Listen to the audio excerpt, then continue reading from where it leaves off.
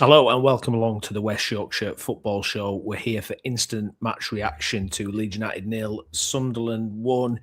In a game, it's hard to know how to even kind of analyse this one. Obviously, we're both very emotional after a game. Just a shocking night's worth of football. So much to get into. At halftime, I was wondering what we were even going to talk about. I thought it might be the shortest post-match review ever because literally nothing happened. And then second half, obviously, is what it is. Leeds United have lost in a game that I think there was big expectation for, myself included. It was weird. You can't really expect to win a game in the Premier League, but there was this real feeling that this was a big opportunity.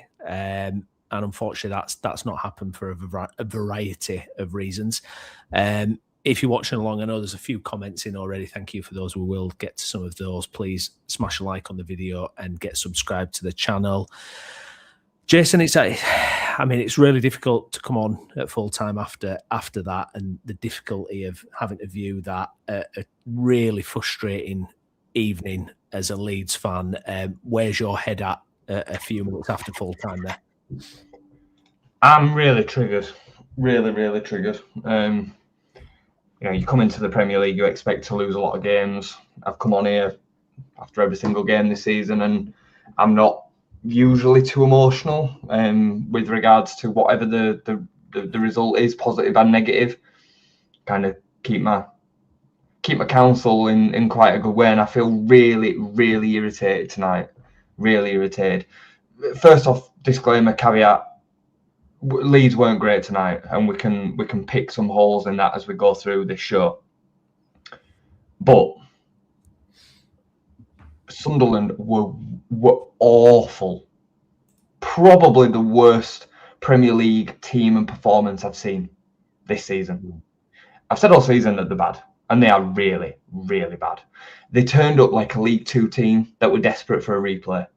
That's what they turned up like. And there's this kind of narrative, and I know that, a couple in the group were saying it. You might have even said it yourself, Browney, that they were a weakened Sunderland time outside. I'm not really so sure. Xhaka's coming back from injury. He was on the bench. He still played a large part. They still had large parts of the team that have played all season. Ross was out. Yes, nobody knew how good or not the second keeper was. They came out with the strategy, and that is on them. That's fair. You choose to play and turn up however you choose to turn up and play. But then the onus is on Leeds United to do something about it, which we weren't great at, but we still did enough. And it's on the officials to do their job. Now, I came on and discussed this several times over the period in the Championship. I've got no problem with an opposition turning up and doing what they do to try and stifle the better team. No problem at all. But then I just ask that the officials do their jobs. They just do their jobs. The Ethan Ampadu penalty is a penalty. It's soft, but it's a penalty. Again, not got a problem with that. But how are Leeds United not getting a penalty in the first half, which changes the whole game? How are Leeds not playing against 10 or 9 men because of the amount of dives, fouls, breakups of play? The amount of yellow cards that they should have been was a joke. The way that they went about the job was honestly shameless. Honestly shameless. And the referees, the officials, allowed it to be okay. And, it's hard not to be irritated. It's hard not to be wound up by this. Sunderland just seemed to do this to us for whatever reason. I remember coming on with you the season that we didn't go up, the 0-0 draw at Ellen Road.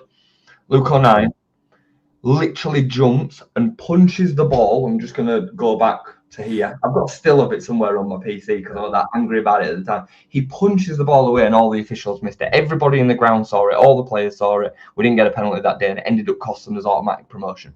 Or it could have done. Then 2 points at that point of the season were huge. We then go to the Stadium of Light last season, and Elian Meslier does what he does in the 97th minute. And we end up throwing away 2 points then. That's not on the officials, but again, it's just this kind of Sunderland hoodoo. They have one shot on target today, which is a P-roller at Caldalo from the penalty spot, right on the back of us scoring an offside goal. It's unbelievable how today's played out. You know, you can have bad days at the office, and like I say, you have to play what's in front of you. I don't have too much of a problem with Sunderland doing what they did. That's on them to play the way that they play. But between us and more so the officials, I think personally, we're made to pay. Yeah, it's hard to disagree with that. The level of cynical play that Sunderland brought to Ellen Road tonight, I mean, it was on another level. Constant. I mean, it was crazy. I mean, there was even that incident first half where the keeper flops onto the floor. They get a little break, and you know, Lebris gets his opportunity to pull the players together on the side. You know, it's just that everything you could throw in the mix was there. And Browney, like sorry, I know I'm cutting you off. The Ampadu handball. How is that a handball, but the City one wasn't? 3 days between the games, 3 days between the decisions, 2 decisions, both at Ellen Road. 1 for us, 1 against. Just consistency. That's it. Just give us consistency. If you're gonna give or not give that penalty of the weekend, then this one can't be. They're not too dissimilar. The arm's moving in an unnatural position away from the silhouette of the body. Yeah, it hits the arm and diverts the ball off in a different direction. I've got no problem with tonight's being a penalty. No problem at all. Honestly, zero. I don't know what Ampadu was even thinking in that moment. Like he makes an actual movement towards. Well, I didn't think he had a good game tonight again. But then how can the one at the weekend not be? It's baffling. Absolutely baffling. I mean, I've got the screenshot here. So this is Luke O'Nien with his arms wrapped around Stroik, pulls him to the ground. I mean, I'm just kind of, you know, what is going on? This is what I'm saying, right? And they were doing it all game. They were doing it all game, and it would all over the pitch. That is on them to decide to turn up and play that way. But the officials have to officiate the game correctly. However, because this whole kind of like, it has to be a big decision or like enough of a decision to then potentially overturn the decision that the referee's made. The referee's probably not even seen that. No. He's from so he's not making the decision. You have no threshold of a yes or no. Do you get what I mean? There's no... The referee's not making a decision against what he's seen because he hasn't seen it. Exactly. So the VAR have to make it as if they're officiating the game and they're seeing it for the one and only time. It's honestly, it's mind-blowing. And the officials just get worse and worse and worse and worse. And I'm going to find it hard to kind of like strip back and just analyse the performance tonight because I think the game was always going to be a stink fest. Whoever Sunderland played against tonight, it'd have looked really bad. It'd have been an awful game to watch. Yeah, it absolutely was. I mean, the thing that, I mean, it's such a mess with VAR now. And, you know, it's this thing of when it's a corner, you're allowed to basically wrestle people to the ground and punch and pull. But then it's the complete opposite as soon as it's outside of the box. I think they've made a real mess of everything with it. I think they've just completely ballsed it up. The referees, you know, in one sense, their power's been taken away. On the other hand, you could argue that now they're trying to overcompensate. I mean, the referee, there was a period, I mean, never had control of it at all at any point tonight, but there was a period in the second half where it just disintegrated into complete disarray. It was just literally 2 seconds blowing his whistle, 2 seconds blowing his whistle, trying to chase players around. And like you say, he wasn't booking their players. He was just letting them, you know, carry on. And then, you know, the final irony is Nonto gets booked at the end when it's him who's being gotten tackled. What is he meant to do about that? It's honestly, it's. I mean, it's a blow. Don't get me wrong. He does take a whack, does O'Nien. But what is Nonto meant to do? How is he meant to avoid that? It's fucking. Sorry, mate. It's just it's. The state of officiating in this country is a joke. It is so bad. Yeah, so bad. I don't think that you would have it much worse if the players reffed it themselves. No. Like a knockabout at the park. Yeah. Genuinely. Yeah, it's awful. And again, we've been on the wrong side of it. Look, we're going to have to try and discuss performance. We're going to have to try and look at the bigger picture as well. In terms of a Leeds performance tonight, it is very, very difficult to analyse, because if you get that penalty in the first half, I really believe it opens things up. And what I was expecting tonight was a Nottingham Forest-esque home performance, a Fulham-esque home performance. When we beat West Ham, I was expecting that kind of up and at 'em games. I know we scored late on in Fulham, but especially, Forest and West Ham, we got, first half goals, and it would have transformed it. It wasn't a good performance. I mean, it was just stodgy. I mean, it was just really, really stodgy. I was always kind of relaxed in the sense that we know there's options on the bench. There's Metch, who's come on and won us a couple of games on the bench. We've got Nonto James. I felt like, and Farke's getting tons of criticism for being too conservative at the start. And I think it's easy to look at that game and think that. But I think in a sense, it's almost kind of easing your way into a game. It's kind of making sure you don't concede and then trying to get that blow on a team, which has worked for us. It's worked for us time and time again in these type of games. It didn't look good. There were, the amount of times, Jay, where first half where the ball just kept getting recycled and we were just going backwards, and it looked as if, what it looked like to me? We just lacked that one player. Probably, you could look at like Okafor also. We lacked that player who could kind of switch it from defense to attack in a moment, or beat a man, or because some of the players, what I think about some of these players is, Aronson to a certain degree, Bogle, Goodmanson. Sometimes they look like they're running with a ball, and it's like on a string, and it's not quite under their control. It's kind of, it can go anywhere, and when you see someone who can properly retain the ball and kind of be, Nonto did it when he came on. He looked, he's calm in those positions. I just felt we really lacked that X factor up top, but I wasn't concerned, because I do feel like there was options that we could go to, and we've done this before in games. I think the main thing is to not kind of lose a game early on. It's to kind of ease your way in. So I'm not fully on board with, it was absolutely Farke's fault and it was dreadful tactics and we should have, mixed it up and maybe played different personnel. Now, obviously, there's an argument Sunderland was so pathetic. I mean, the possession, the shots. I mean, is there an argument we should have had, more creative players on earlier? Did we need Ampadu and Gruev together doing kind of, this recycling, kind of bustling around in the midfield and then ended up going backwards? I don't know. Again, I thought Ampadu was off it tonight. When Ampadu's not fully, we're a better team when Ampadu is right there and doing his Ampadu stuff. Some of his decision-making on the ball last couple of games has been, I don't know, it's just not been quite on it. So yeah, it's really difficult. It's really difficult because I think we are not the most talented team in the league. We have to grind. We have to fight.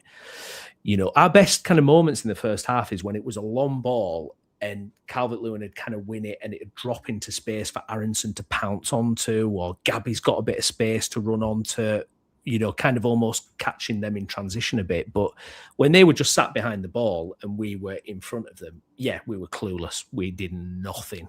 We had no creativity at all.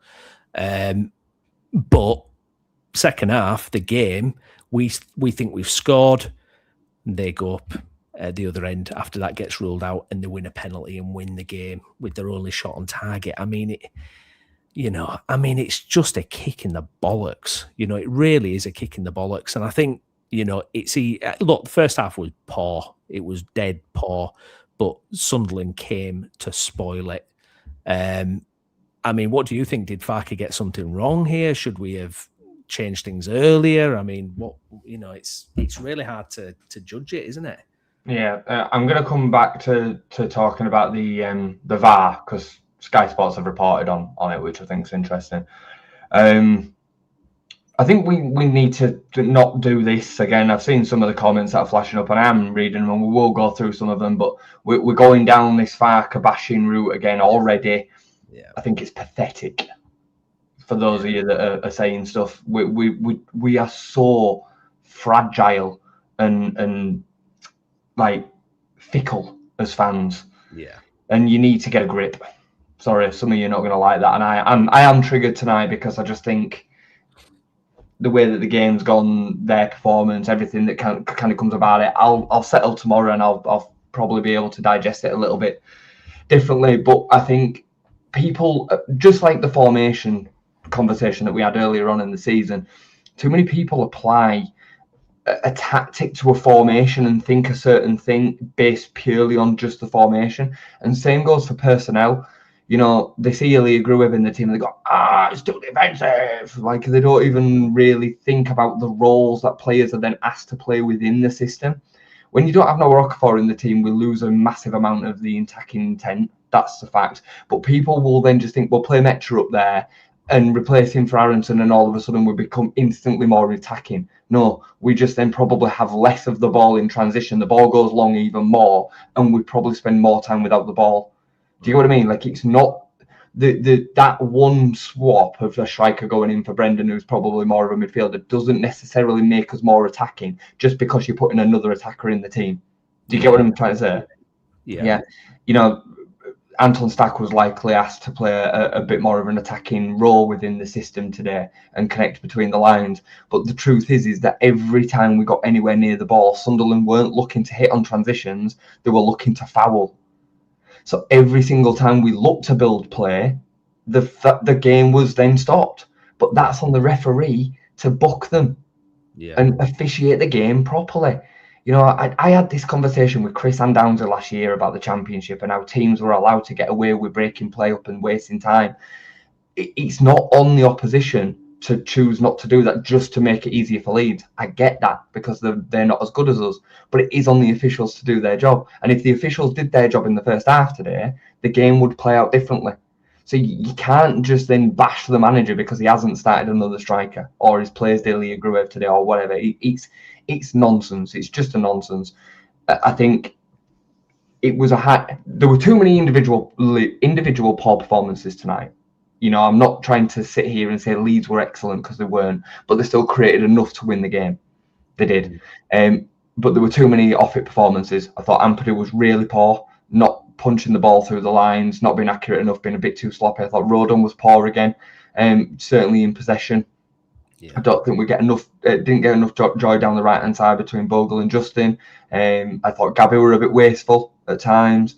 Cavalier were making the flick-ons, but we weren't getting enough support in and around him from Stack and Brendan. And some of that was down to the work that Sunderland did in and around us. But I thought it was just a really poor, low-quality game in which we should have won 1-0. Yeah, absolutely. And, you know, when Rodon bangs that in, you think, it's kind of, you know, it's going to be done. I do think set pieces were, the amount of set pieces were wasted tonight. Some of Stack's set piece taking was awful tonight, I've got to say. He wasted so many corners tonight. He had some good free kicks in positions. I think he only tested the keeper once with it, to be honest. Let's get to some comments then. There's going to be plenty of stuff we can get into. Gav kicked us off. Well, that's a very worrying defeat. 2 home games, 0 points and no goals. Skip. Many players didn't turn up tonight. Far too much of a defensive setup for a home game. We knew Sunderland would turn up with a low block. We looked leggy with maybe a little bit of complacency. What do you think in terms of, we've just played on Saturday? I mean, Farke said himself in the press conference, look, you know, it's 2 home games. There's a few days in between. Professional footballers should absolutely be fine to go again, you know, on the Tuesday if they've played the Saturday. But, I mean, is there an argument maybe he could have mixed it up a little bit more? But, you know, it's all kind of, you know, in hindsight kind of thing. I just don't see it. I thought Dan James came on and looked really poor. Very, very one-dimensional. Was so obvious what he was going to try and do every time, and it was so easy to defend against. He had that one good ball, didn't he? He did have one good ball. Like you say, it's one out of so many. in bashing Dan James either. Like I just look at the bench and I don't see a lot of quality. He clearly has lost complete trust in Autanaka, which I get, because I've seen the same Autanaka this season that he's seen. I ain't got a problem with it, if I'm honest. I didn't like the substitution of Joe Perot in and amongst all of the mess, because I just think he slows the game down too much and he's not great in the air in a period of time when we need a little bit more. I'd have probably brought on Autanaka or Longstaff at that point for that little bit more creativity in that area of the game. He don't get everything right. I mean, I've said that for 3 years. I don't like it when he goes all out and just brings them all on and then just pumps the ball in. I think Yaka should have started the game. I've said that for the last 2 games, and I know that that's the one that people are getting the most stepped up about. Whether that's for Rodon or Justin, I'm not really bothered. I really understand why James Justin's playing. I've really liked so much of what he's brought over the more recent weeks. Well, actually, all season he's been brilliant. So I get it. But Yaka, from a set piece perspective, created our 2 best chances in the second half. Hits the post and the header that if he'd get full contact on, it goes in. So, up against Ballard from a set piece perspective in a defensive and an attacking capacity would have been massive. So yeah, he makes mistakes, but when I look at the bench, I don't really see, bear in mind he brings Lucas Mecha on before the goal for Ilya Gruev. So he makes the change to go more attacking, because that instantly then just makes us more attacking. Well, that's not the way it works, as I explained a minute ago. So yeah, I don't know. I don't think that the personnel changes would have made any difference to the way that the game would have played out. I think there were too many poor individual performances from a player perspective. That's on the players, and then coinciding with the things that I've mentioned with regards to Sunderland and the officiating. Yeah, that's it. Might want to get back to Skip. Fans moaning about Sunderland time wasting and going down constantly, but let's not forget they deserved the win. They turned up with a game plan and played much better than us. I did.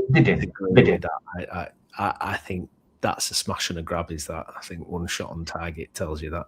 You have 1 shot on target, 3 shots over the whole game to our 18, and I know that not everything is made up of shots on goal. I get that, but come on, Skip. Like you're better than that, you understand the game better than that. They didn't deserve to win that. They get a fortunate penalty for a huge mistake by Ampadu, of which they then even flunked the penalty. I mean, we can start talking. I mean, genuinely, I think I save it. Yeah, I don't know how he hadn't saved it. It's an absolute.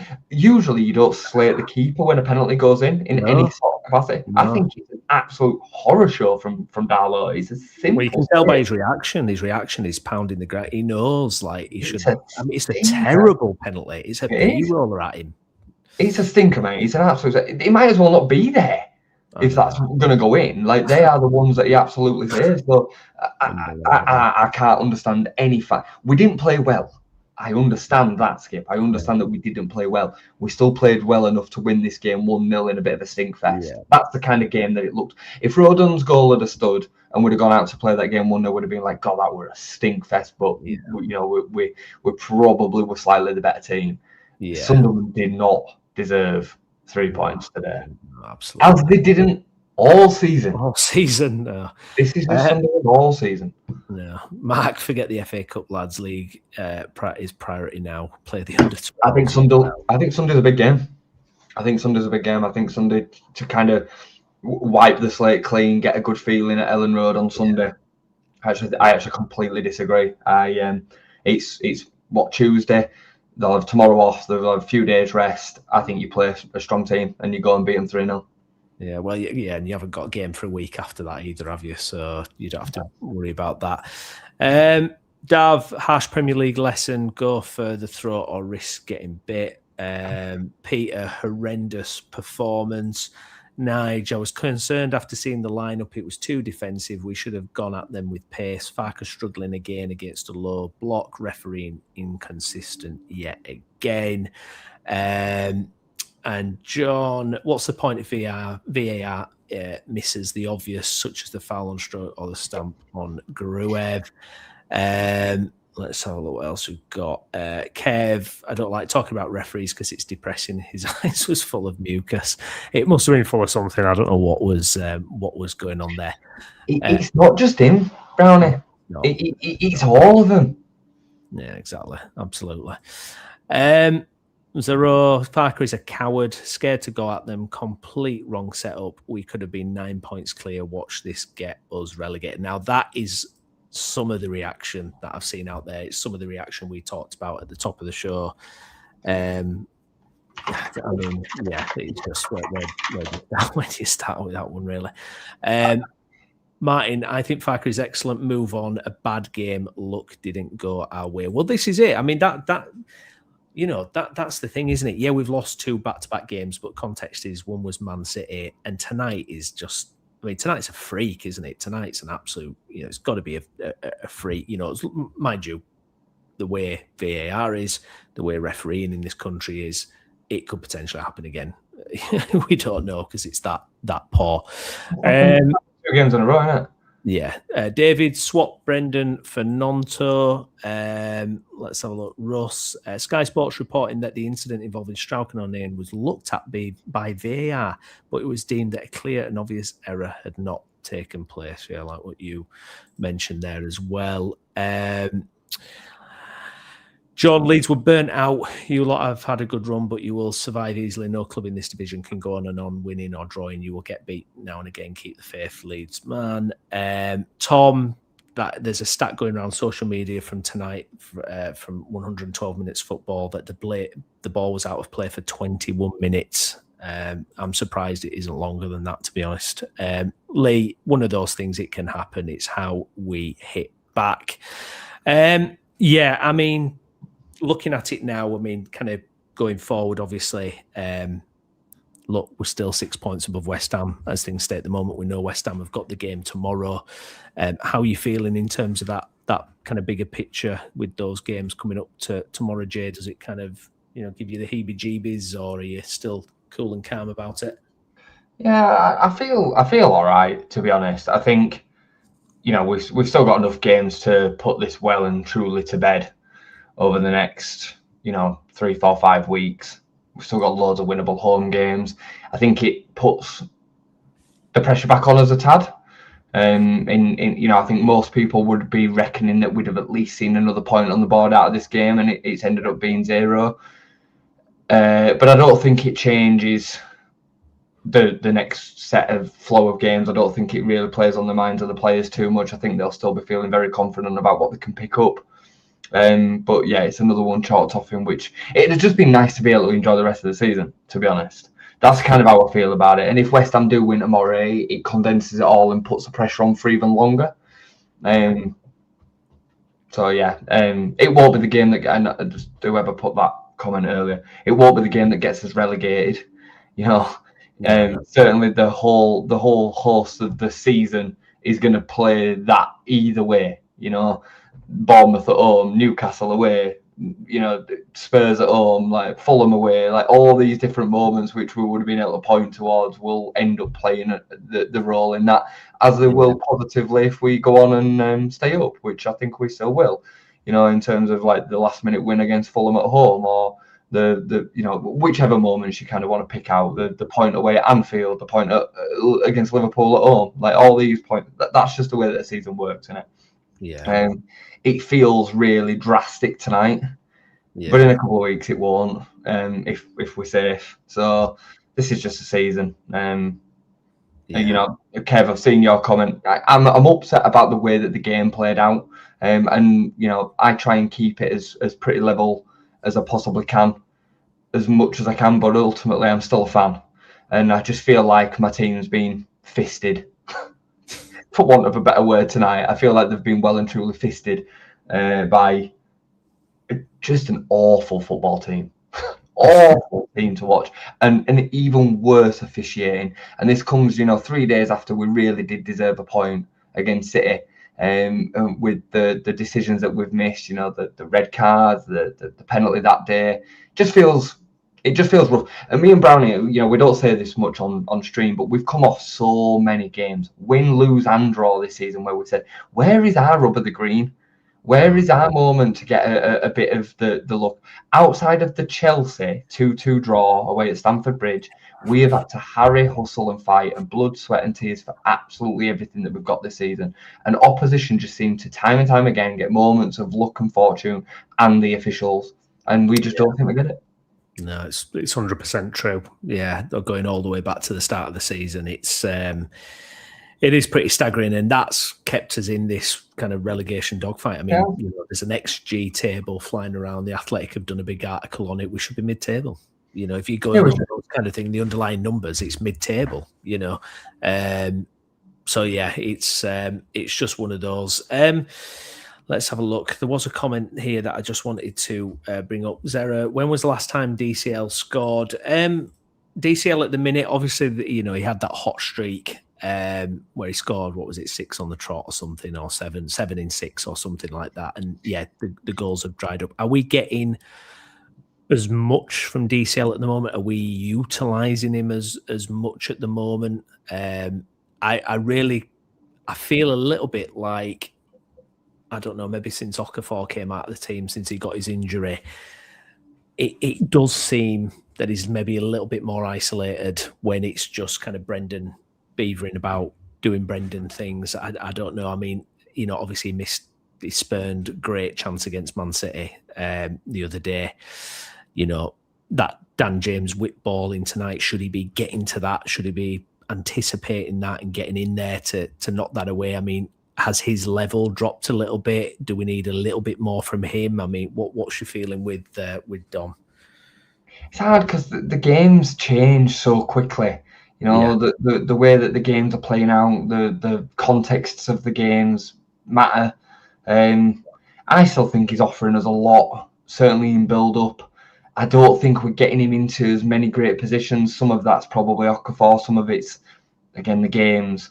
It's just the way that the games have played out and the moments. I think, he has a great chance against City, then he doesn't take it. We made his point around that one. I don't know, mate. I don't know. My head's a little bit fuzzy with it tonight. We're definitely not creating him enough tonight, but I do think some of that was down to the game. The way that the game played out, the way that they turned up. They had no intention of winning the game tonight.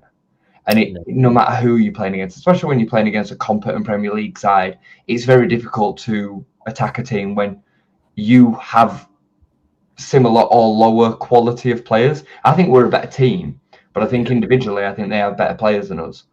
I think that's borne out. So yeah, I don't know. I'd like to see Okafor back. Can I just bring this comment up from Kevin? We've exceeded expectations all season, Kev. And we continue to exceed expectations. We shouldn't have to do that in compensation for the referee. No, we shouldn't. I don't agree with that at all. This team being 6 points clear of the bottom three is exceeding expectations. We're fighting against all the quality as it is. Somebody made a great point at the weekend, like Manchester City don't need support from the officials to beat Leeds United, or they shouldn't, but they get it. And I don't know, for whatever reason.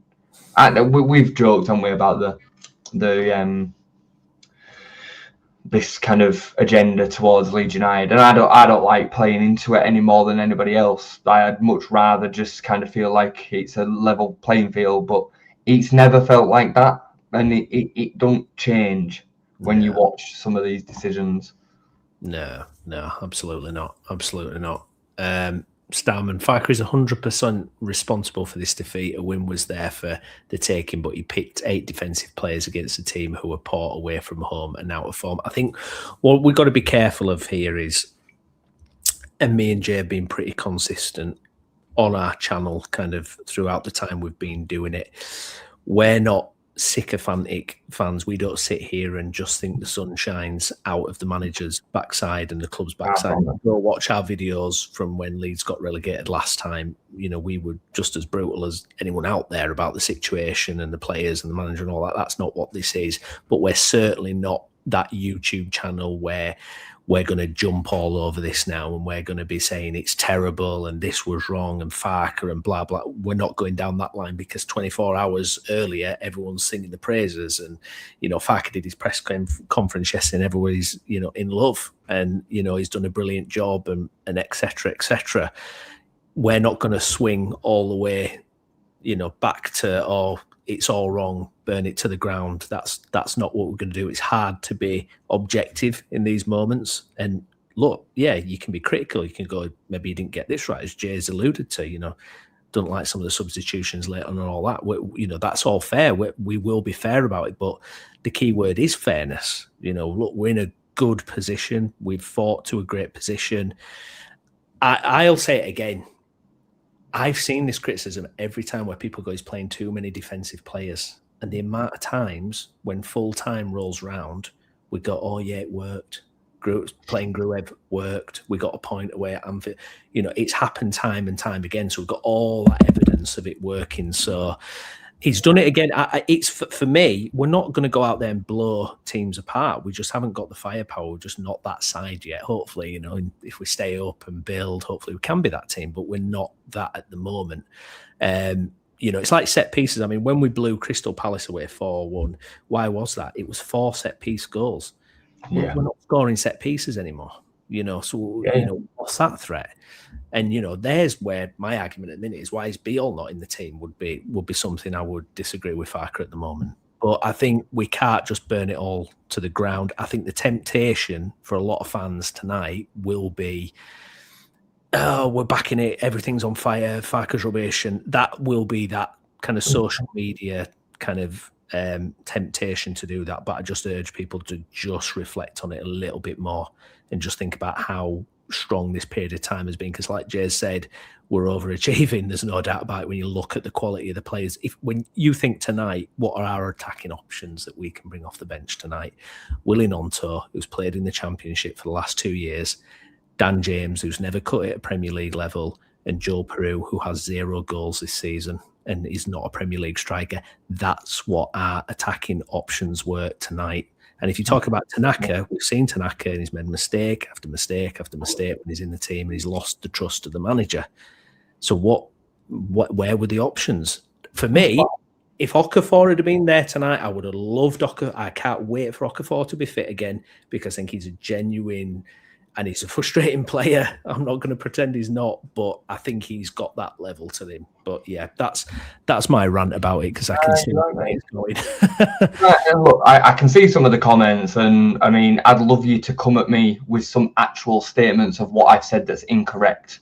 I saw the comment a minute ago about the Sunderland penalty. The Sunderland penalty is a penalty. I think it's soft because of the manner of it, but it's a penalty. I'm not here trying to argue black is white. The reality of the game is the reality of the game. You can't argue anything I'm saying because it's fact, So, and you're absolutely spot on. We are not here, and I've said it throughout. But people choose what they want to hear. I've said tonight that there's mistakes within the lineup, in my opinion. Jacobiol being one of them. But that doesn't then undo all of the great stuff that we've seen all season. This team has been able to bridge that gap and compete significantly for pretty much 95% of the season. Yeah. I can think of 4 games at a push: Forest away, Brighton away, 2 Arsenal games. They're the only games where I was like, I'm really not happy. And that is pretty impressive for a team that, when everybody was making their predictions at the beginning of the season, most would have put us in the bottom 3 and some would have put us 17th. And those that would have put us 17th were Leeds fans. Yeah. So, I've just seen a comment a minute ago about doing it on the cheap for Sunderland. They paid 35 million for Diarra. That's not on the cheap. They had an unbelievable PSR wiggle room. They had some good youngsters there as well. They sold Joe Bellingham. They had a huge amount of PSR room. It's nonsense. They had double and a bit more the PSR room that Leeds did. If anybody did it on the cheap, it was Leeds. We signed 10 players for 100 million, £10 million per player on average. You're talking waffle. Exactly. Yeah, you're talking absolute shit. Sorry. Like, get your facts right, and then you can have a proper debate. And I don't usually talk like this, but I'm irritated by the nature of the game tonight. And then we go through this same process with Leeds fans where we have one negative result, and it's the managers to blame, the team, the recruitment, all of a sudden crap again. Like, I've said it all season, Browney. We have not got a fan base that's got the stomach for a relegation battle. We need security as a fan base. You know, we're not built with the same mentality as Forest fans, I would argue. Not Spurs fans. Spurs fans are melting, but you know, like West Ham right now. West Ham are used to this. They've done it before. They've done it, you know, time and time again over the years. They've had relegation battles. For Leeds, it's either 9th or set it all on fire. Yeah, absolutely.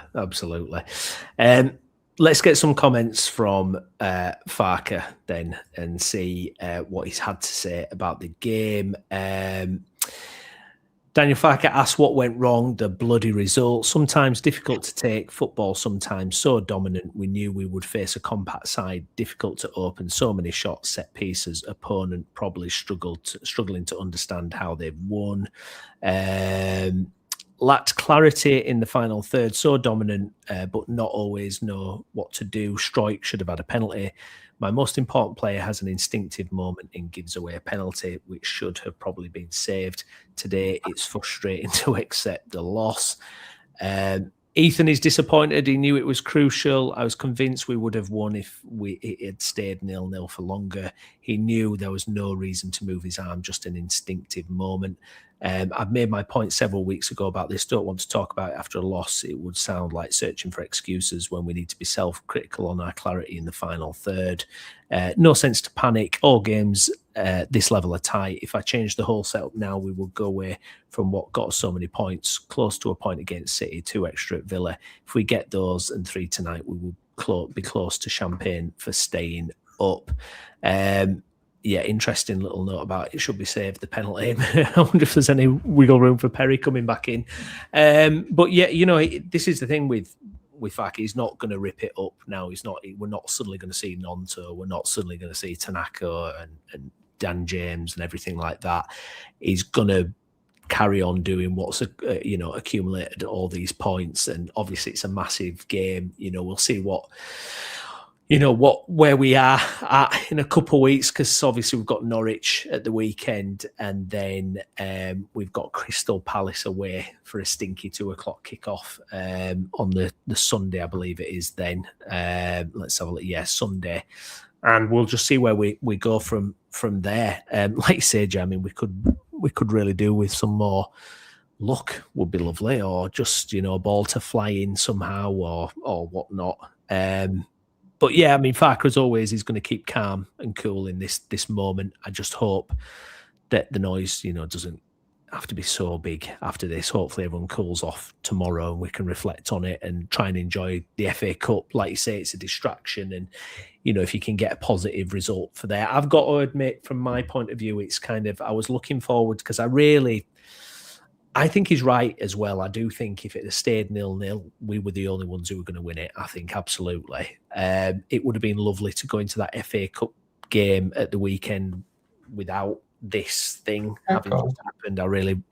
I've got to admit, I'm not as kind of psyched up for it at the moment, but obviously you're only talking about an hour after full time of a disappointing game. So, probably feel differently at the weekend. But yeah, it's just about staying the course, isn't it? And it'd be lovely tomorrow if Fulham can do us a favour against West Ham. Yeah, I mean, it's a great interview that by Daniel Farker, because I bet he's absolutely seething. I bet he's gutted by this last 3 days, because he deserves at least 2 points out of the last 2 home games, and he's got none. So he must be absolutely seething, and games are won and lost on these decisions. Not the decision of his captain, at the end of the day, it is one of them moments. It is a freak kind of instinctual thing. I get what he's saying on that, but before that, we should have had a penalty of his own. and games are won or lost on them moments. So I just think it's really, really tough day at the office. I think he'll be kind of glad of the distraction at the weekend. I think it'll be a good opportunity to put on a real show at home and give everybody something to really enjoy. I hope that's how it plays out. Yeah, I can't remember where we're going with the point. My head's a little bit fuzzy with it, mate. God. Yeah, it's just so frustrating. Because he's right. Like the build up of the Villa, we should have had 3 points at Villa. We should have had a point at City. We should have had at least a point today. It's a completely different kettle of fish. But look, West Ham go and get spanked by Liverpool. They were blown out of the way by Liverpool just a few days ago, and then Liverpool have gone to Wolves today and lost 2-1. Some people were saying a few weeks ago that Wolves were the worst team that you've ever seen in Premier League history. They've just beaten Villa and Liverpool back to back. That's it's nuts, isn't it? It's nuts, but that is football. That is the way that these things go. People were freaking out that it were going to be 40. I think I saw Skip say 44 points the other day. And this is why it's not going to be 44 points, because we all will constantly, especially when the pressure really hits, keep on dropping points. So hopefully West Ham don't do the business tomorrow. Fulham looked brilliant against Spurs for 70 minutes. I mean, they should have been 5-0 up. They were excellent. They were sweeping Spurs apart. So I think we'll continue to see this, ponder on like this. And I just hope that over the next 2 or 3 Premier League games, we can pick up 5 points. And 5 points would see us safe, I reckon. If we got 5 points out of the next 3, I think we'd be safe with 6 or 7 games then to go. So yeah, one step at a time, mate. Yeah, a couple of comments. I'll read them out because I know people are commenting and stuff, and we do really appreciate that. And please do pop a like on the video. Starman, I get not ripping it up, but a change or two to freshen things up is more than reasonable. I couldn't believe you picked the same team that lost to City. Why? Like, why? Why can't you? We played so well against City. Like, why would that be difficult to believe? Again, people just they see it's Gruev. It's Gruev that does this to people. They see Ilya Gruev, and that changes the whole psyche of what everybody thinks in the team. It's got nothing to do with the way that the instructionally are put out there to play. It's all individuals and formation, and that then just equals in so many fans' minds. It's defensive. Like when you're playing Jadon Bogle as a second striker and James Justin as a right winger, that's not defensive. No.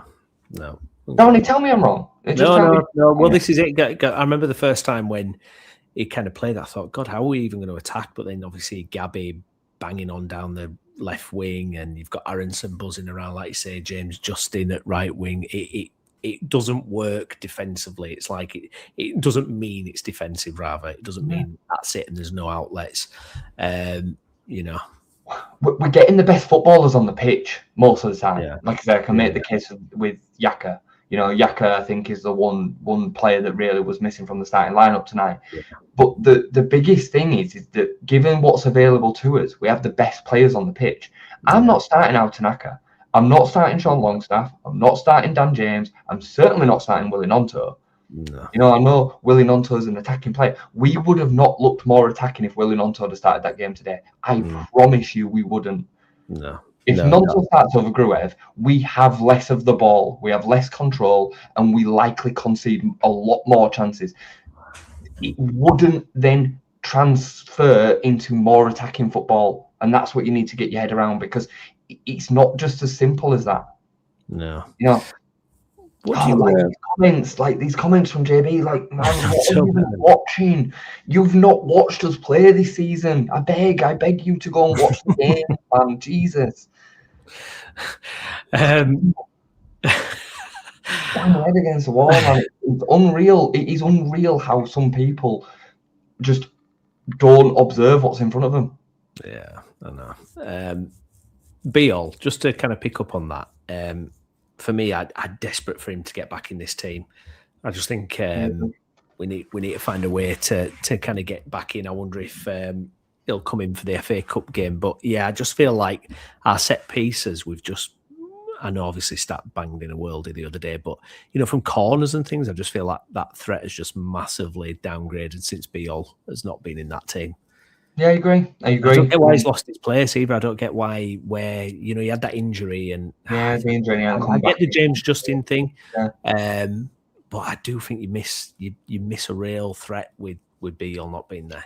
Listen, you've got a decision to make with Joe Rodon right now. You have got a decision to make with Joe Rodon, and I think I wouldn't be against playing Justin still. I think he's been brilliant, and Rodon's the one that comes out, and I love Joe Rodon. I've absolutely loved watching him over 2 years at Leeds. I think he's an excellent defender, but he's in a bit of a hit and miss form right now. Yaka's got that extra bit of pedigree, extra bit of quality on the ball, off the ball, reads the game a little bit better. He's a little bit more assured, and he's far better in the air. And he gives us a serious aerial threat in both boxes. So it isn't a decision that I understand. It's not a decision I agree with. I know he trusts Joe, but if you're gonna start Joe Rodon, you have to then drop James Justin. Yeah, I think it's a simple. If you're gonna play three at the back, you've got to then play Yacobiol in the centre of the three, because he's our best centre back. Yeah, he's our best centre back by a mile for me. I think he's levels and levels above Pascal, and I think he right now certainly on form is better than Joe Rodon as well. So, yeah, agree. Are you watching West Ham game tomorrow? I might watch it when I get in. I'll be out until a certain time. I'm not going to get too up on it just yet. Like, the likelihood is again, I hope I'm right with this, but the likelihood is that West Ham go to Fulham tomorrow and lose. Teams at the bottom lose a lot of games, and Fulham right now are in good form at home. That's going to be a really difficult game for West Ham. And if they go there and pick up 3 points, then they deserve to put the pressure on the teams above them. Yeah. But us, Forest, Spurs, and West Ham, they will continue to lose most of the games. Leeds fans, again, somehow we've ended up becoming spoiled this season. Unfortunately, too many of them draws were draws and not wins. But we've become spoiled by this unbeaten run that we've had. It's now 4 losses in 18, I think it is. That is still unreal in the Premier League. Unreal. We're unfortunate we've taken 2 in a row, but it's more than I could have ever expected. If going into the last 9 games, if you'd have said to me that we were 6 points clear, I'd have snapped your hand off. Yeah. JBL does say, Jason Bry, I love the positivity, but mark my words, mate, it won't last long playing like that. He told them players to go defensive. And Steve, the Sunderland fan, good luck for the rest of the season. I still don't get these comments. I still don't get them. I watch every single game, every single minute of every single game. I kick every single ball. I'm not an happy clapper. I watch the game with pure, unfiltered emotion most of the time. I don't usually get this set up. I see stuff pretty clear. This season's been as great as you could wish it to have been. You've been spoiled by that Bielsa 9th season, mate. And it lives in there. Even if you think it doesn't, it lives dormant in your head. This is as good as we could have hoped it to be. And so many of the performances have been excellent. Yeah. And I've just seen your comment about draws do not keep us up. If we were to draw in every single game between now and the end of the season, we stay up. So You're talking nonsense again. Sorry, JB. That makes it sound like I'm really attacking you, but I mean, I dare say if we draw every single game from the start to the end, you finish on 38 points, you stay up as well. So you're wrong. The draws have made a huge part of where we've ended up being this season. The problem is your expectations. The problem is where you think that we should be because we are Leeds United. It don't work like that. No. Kev, as a suggestion for you, Jason, get some Redux in your bath and give your head a soak, not a wobble. We'll leave it there because I think I'm just going to go to bed, to be honest, and try and just forget about it all. One of them Leeds fans. Thank you to everyone who commented. We really do appreciate it. Might not always agree, but that's what it's all about. We do really appreciate you getting involved. If you're watching the video again later, please do get your comments in as well. Smash a like on the video, get subscribed to the channel, and keep the faith, Leeds United fans. I've been Stephen Brown. With me has been Jason Booker. Jason, thank you, mate. Thank you, mate. We will see you again next time. Thanks for watching. Bye-bye.